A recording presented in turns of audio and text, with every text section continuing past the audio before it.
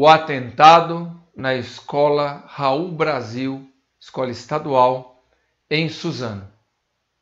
Vamos fazer uma análise. Vem comigo.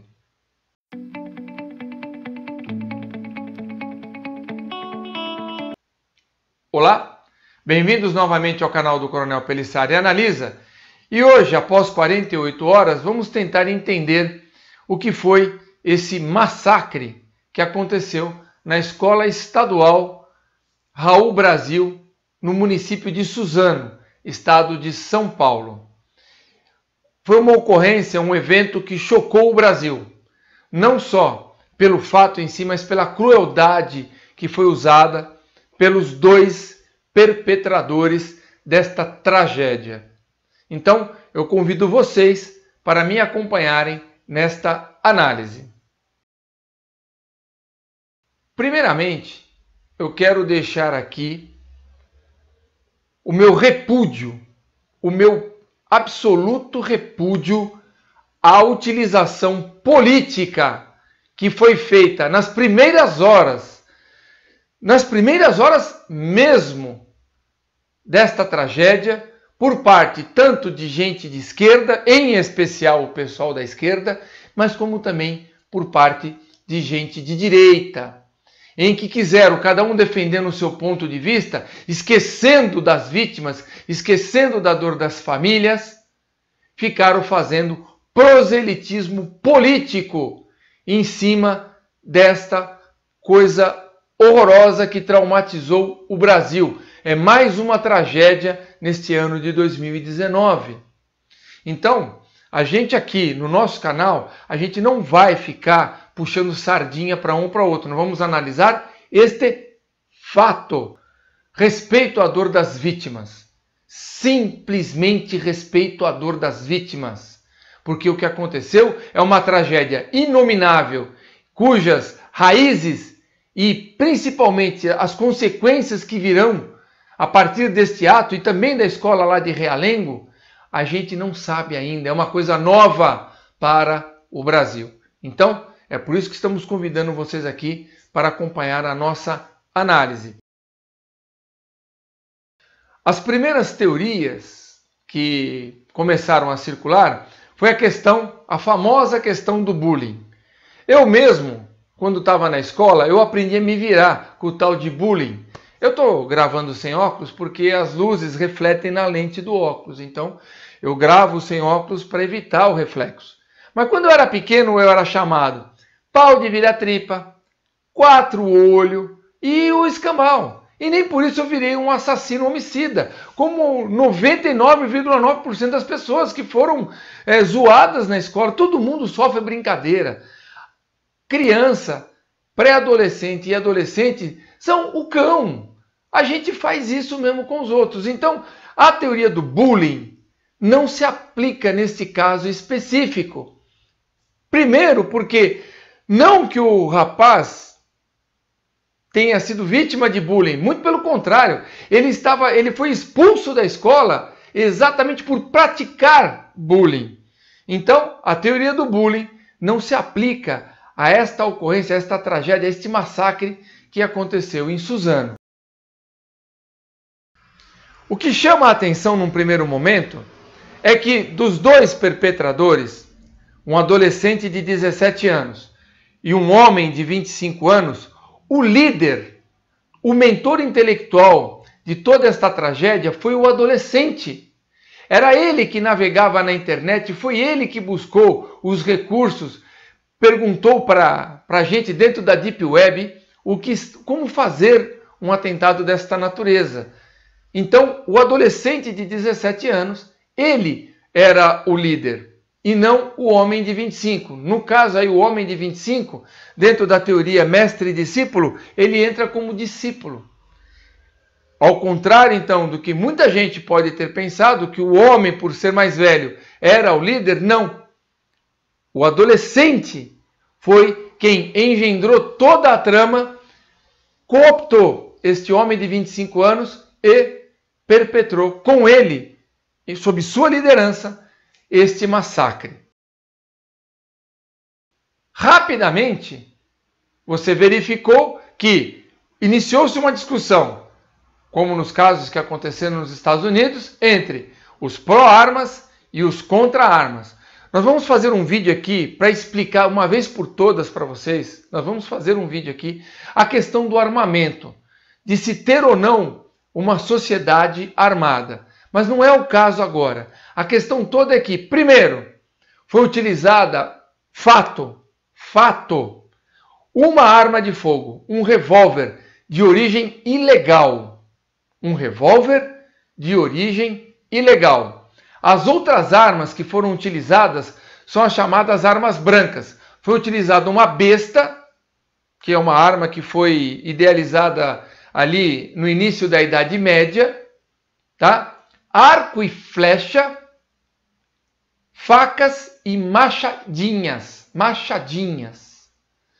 Então, a questão das armas, aí também, de fogo ou não se impõe. O grande problema, lembrem-se, quem mata pessoas são pessoas. Isso não tem nada a ver com discurso armamentista.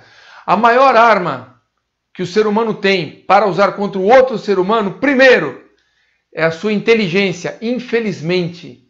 Segundo, as próprias mãos. É por isso que a polícia, quando vai ter que encarar bandidos ou fazer abordagens, vistorias, buscas pessoais, ela se preocupa com quem? Com as mãos das pessoas. Porque a principal arma, a mais mortal que existe, são as mãos. Mesmo que nuas, estão aí as artes marciais que não me deixam mentir. Então, a discussão das armas aí também não se impõe. As armas foram um meio para a perpetração desta maldade que foi gestada primeiramente aqui, na cabeça desses dois celerados. Então, é outra discussão que neste momento é inútil, não tem razão de ser. Tá bom? Os dois eram problemáticos. E o líder, o adolescente de 17 anos, era mais problemático ainda. O problema é que quando você tem uma mente perturbada, você pode, de repente, encontrar um caldo de cultura que vai alimentar a doença da sua cabeça. Foi o que aconteceu com estes dois indivíduos. O adolescente, ele navegava em chats de ódio, em salas de bate-papo de ódio, dentro da chamada Deep Web. Então, é ali que eles ficavam trocando informações, e ele dizendo que ele queria fazer um atentado, e aí aparece gente ensinando, fazendo como, onde ele podia pegar exemplo, tudo. A Deep Web, ela é muito perigosa. Ela é uma camada muito profunda, né, da rede mundial de computadores. Muitos dos negócios escusos do mundo, das drogas, das armas ilegais e do tráfico de pessoas, caminha por dentro, por baixo da Deep Web. E inclusive coisas também como essas, instigação ao suicídio e coisas que tais. Então, você pega uma mente perturbada, e esse é um problema grave, porque você tendo acesso a um computador, você tendo acesso à internet, com determinados comandos, você acessa essa rede subterrânea chamada Deep Web. E aí, a sua cabeça, que já não está muito boa, encontra um caldo. E aí a coisa começa a crescer cada vez mais.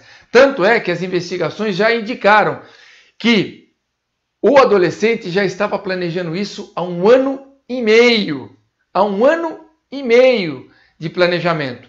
Então, mais uma vez, não tem nada a ver com o discurso de governo Bolsonaro, nada disso. Tem a ver com mentes doentias e gente trafegando num mundo subterrâneo, alimentando a doença dessas pessoas, que foi o caso da Deep Web.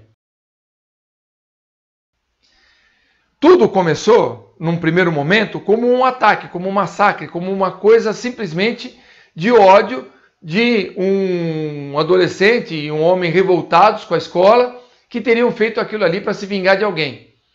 Agora, o que está se consolidando, tendo em vista o tempo de planejamento, tendo em vista a forma de método que foi empregado, inclusive prescrutando na Deep Web, já citei que isso foi um ato de terrorismo. Foi um ato de terrorismo, chamado terrorismo doméstico. Por que terrorismo doméstico? Porque é utilizado o nacional, né, a pessoa de um país, contra as pessoas do seu próprio país. Então, já se dá como certo que esse ato não foi um ato espontâneo ou de raiva ou de qualquer coisa. Foi um ato de terrorismo doméstico. Bom, agora a pergunta que fica é, mas da onde veio isso? O que está gerando estas coisas? São vários fatores que estão gerando estas coisas. Primeiro, inclusive já temos mais um preso, também um adolescente de 17 anos, que teria pegado e servido como mentor, orientando, ainda não se tem dados concretos, orientando esse outro adolescente a como fazer esse ataque. Todo mundo da mesma escola. Todos foram pertencentes à Escola Estadual Raul Brasil, né? Então, o que nós vemos aí? Vamos identificar o problema muito rapidamente. A questão, né, dos valores familiares. Nós estamos utilizando a importação de certos valores que não são nossos e que geram problemas. Um deles, a preservação da intimidade, da privacidade dos filhos. Não tem essa coisa. Filho não tem privacidade. Filho, você respeita a intimidade, mas privacidade não. Você tem como pai, como mãe, você tem que saber o que seu filho está fazendo, aonde ele está indo, com quem ele está se relacionando, seja no mundo real, seja no mundo virtual. Você tem que saber, não existe privacidade para isso. Isso é um absurdo, é uma cultura que tem que acabar. Essa coisa de proteger demais o adolescente. Pai e mãe não tem que ser amigo do filho. Pai e mãe tem que ser pai e mãe. Tem que ser o primeiro exemplo, o primeiro modelo de autoridade para a criança, principalmente para o pré e para o adolescente. O adolescente gosta. Estão aí as escolas militares que não nos deixam mentir. O adolescente, ele gosta de sentir a autoridade em cima dele.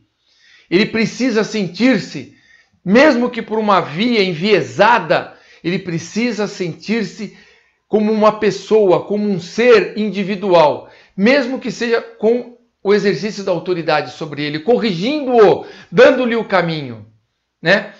Então, essas áreas de exclusão, aí eu vou colocar aqui na descrição do canal, eu vou colocar aqui para vocês um artigo do meu blog sobre a anomia. Aí fala sobre as áreas de exclusão, envolvendo essas áreas de exclusão envolvendo os adolescentes. Então, a gente tem que parar com isso.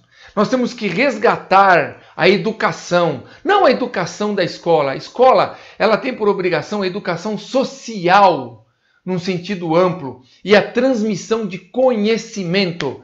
Agora, a educação, aquela educação para a pessoa ser um cidadão, ela vem da família.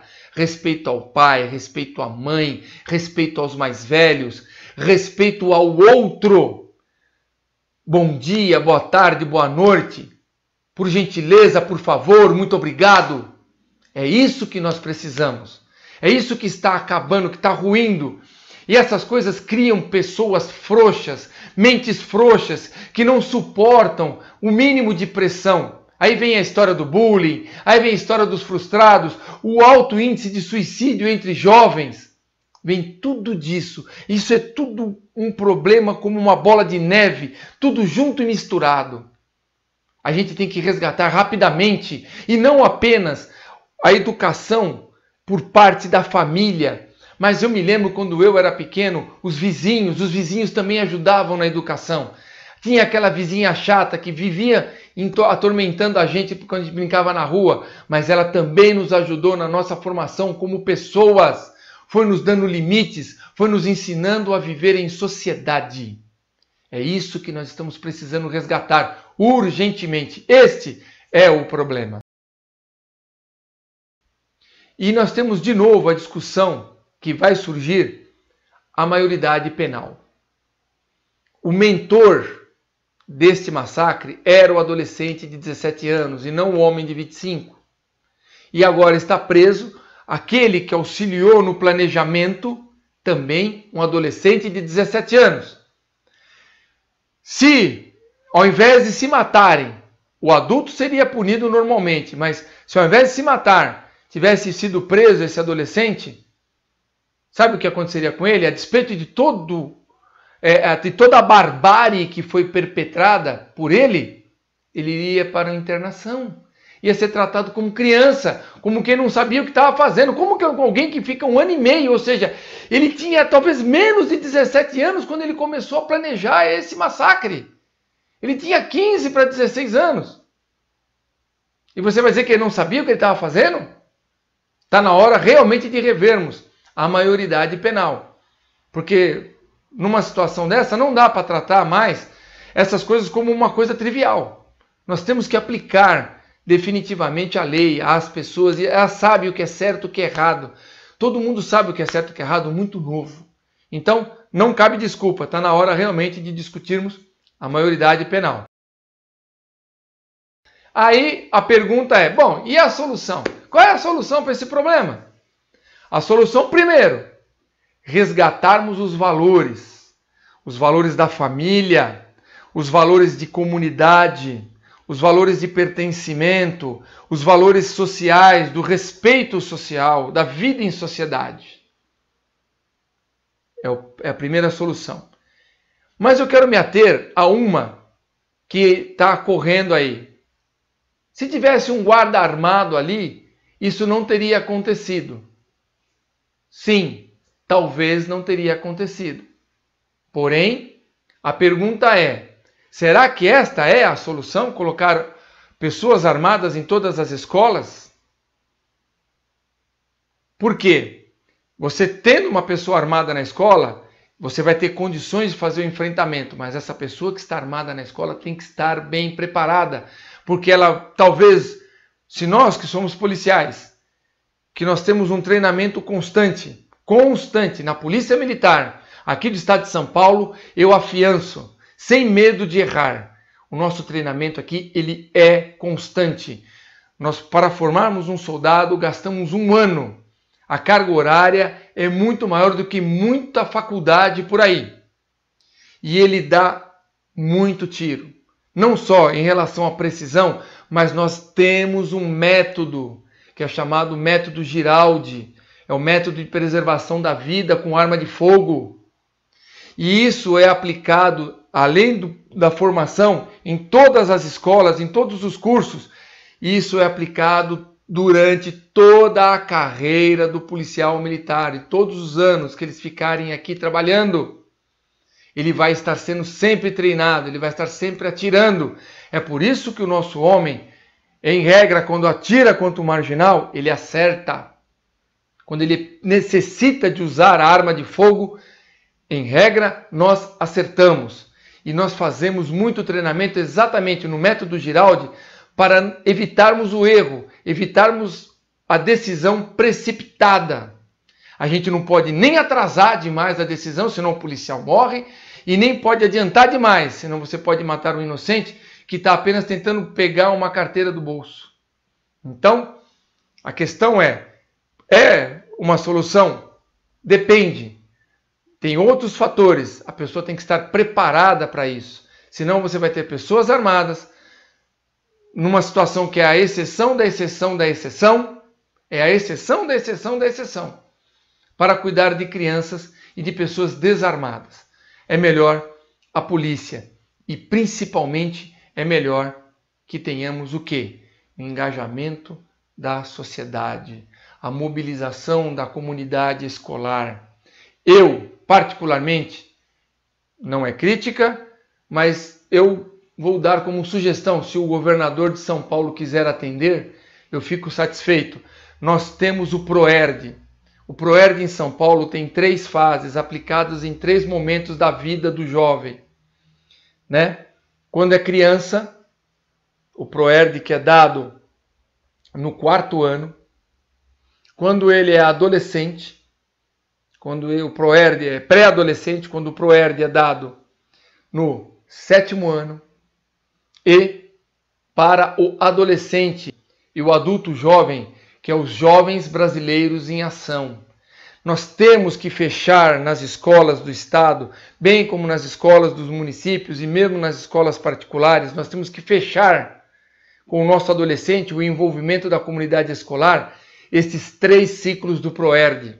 É fundamental. Vão dizer assim, mas não tem nenhuma teoria que diz que isso funciona. Mas eu digo também que não tem nenhuma teoria que diz que isso não funciona. Não foi feito no Brasil ainda nenhuma pesquisa de coorte, com 2 Os, coorte, para saber se a criança, ou pré-adolescente, ou adolescente adulto jovem que recebeu todo o ensinamento do ProERD, se realmente ele evitou as drogas, se ele evitou a violência ou não. Não tem. Você teria que fazer um acompanhamento ao longo de anos. Por isso que chama-se pesquisa de coorte. Então, a sugestão que eu dou é essa daí. É melhor do que as armas, porque as armas é exceção da exceção da exceção. De gente entrar armado em escola. Não é normal. Então, eu espero que vocês tenham gostado desta análise. Talvez tenha ficado um pouco longa. E eu aproveito a oportunidade para solidarizar-me com toda a comunidade do município de Suzano. Eu, Coronel Pelissari, fui comandante do batalhão de Suzano, do 32º Batalhão de Polícia Militar Metropolitano, que fica em Suzano, inclusive fica próximo à escola onde teve esse massacre, que está perto do centro da cidade. Então eu me solidarizo com a comunidade suzanense, porque eu sei que o povo de Suzano e da região, Poá, Mogi das Cruzes, são pessoas de bem, são pessoas ordeiras, são pessoas avessas à violência. Então, neste momento, eu me solidarizo com a sociedade suzanense, e em especial aos pais, aos irmãos, aos parentes de todas as vítimas. Muito obrigado. Continue conosco.